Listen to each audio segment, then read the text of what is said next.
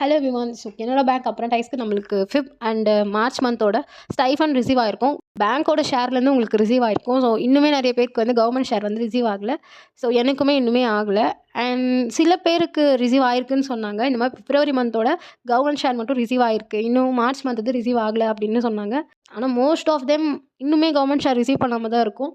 And உங்களோட என்ஐடிஎஸ் போர்ட்டலில் பார்த்தீங்கன்னா அந்த ஆர்பர் ஐடி கீழே நம்மளுக்கு இந்த மாதிரி ஷோ ஆகும், எலிஜிபிள் ஃபார் கான்ட்ராக்ட்னு லாஸ்ட் டைம் நம்மளுக்கு ஷோ ஆச்சு. ஒரு 2-3 டேஸாக எனக்கு வந்து இந்த டிபிடி பேமெண்ட்டுக்கு வந்து நீங்கள் எலிஜிபிள் அப்படின்றது ஷோ ஆகுது. ஸோ இன்னும் நம்ம ஒரு 2 டேஸ் வெயிட் பண்ணி பார்க்கலாம். ஸோ நான் சொல்லியிருந்தேன் குரூப்பில் 10 டேஸ் கிட்ட ஆகும் பேங்க் ஷேர் ரிசீவ் ஆனதுக்கப்புறம் கவர்மெண்ட் ஷேர் வரதுக்கு. அது ஒரு எக்ஸ்பெக்டேஷன் தான். ஸோ எனக்கு மெரிட் லிஸ்ட்லேருந்து அவங்க சொன்னதுனால நான் அந்த மாதிரி சொன்னேன்.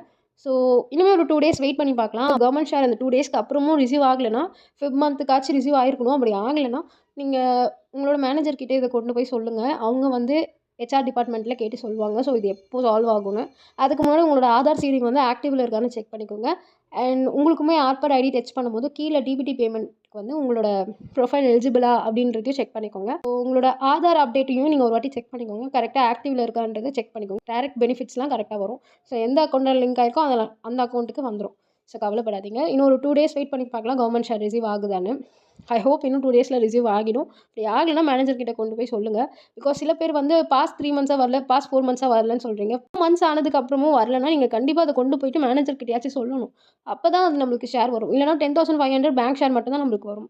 இனிமேல் மந்த்துக்கான 960 ருபீஸும் அண்ட் மார்ச் மந்த்துக்கான 4,500 ருபீஸுமே நம்மளுக்கு இனிமேல் வர வேண்டியது இருக்குது. இந்த 1 வீக் வரலனாலே நீங்கள் இன்ஃபார்ம் பண்ணணும் மேனேஜர் கிட்டேன்னு சொல்கிறேன். 3 மந்த்ஸ் ஆகுது, 4 மந்த்ஸ் ஆகுதுன்னு மீன்ஸ் நீங்கள் ஏன் அதை அவ்வளோ டிலே பண்ணுறீங்க? அப்போ அது என்ன இஷ்யூன்றதை சொல்லலாம்ல. ஸோ நம்மளுக்கு வந்து இந்த மாதிரி என்ஐடிஎஸ் போர்ட்டல்லையுமே இங்கே ப்ரொஃபைல் கீழே வந்து இந்த மாதிரி ஷோ ஆகுது இல்லையா, மந்த்லி ஸ்டைஃபண்ட் டீட்டெயில்ஸ். இது நம்ம கவர்மெண்ட் ஷேர் வந்தோடனையும் இது அப்டேட் ஆகிடும். ஸோ இதுலேருந்து யாரும் எதுவும் கன்ஃபியூஸ் ஆகாதீங்க. பேங்க் ஷேர் காட்டலை அப்படின்றதெல்லாம் நீங்கள் யோசிக்காதீங்க. பிகாஸ் இது என்ஐடிஎஸ் போர்ட்டல் கவர்மெண்ட் ஷேர் ரிலேட்டட் மட்டும் இதில் நல்லாவே காட்டும். நம்மளுக்கு இங்கே ரிசீவ் ஆனதுக்கப்புறம் இதில் அப்டேட் ஆகும். ஸோ இன்னொரு வாட்டி நீங்கள் வந்து ப்ரொஃபைல்குள்ளே போயிட்டு உங்களோட ரீகேவைசின்னு ஒரு ஆப்ஷன் இருக்குது பார்த்தீங்களா, அது அகெயின் நீங்கள் வந்து ப்ராசஸ் பண்ணுங்கள். ஒரு வாட்டி பண்ணுங்கள்.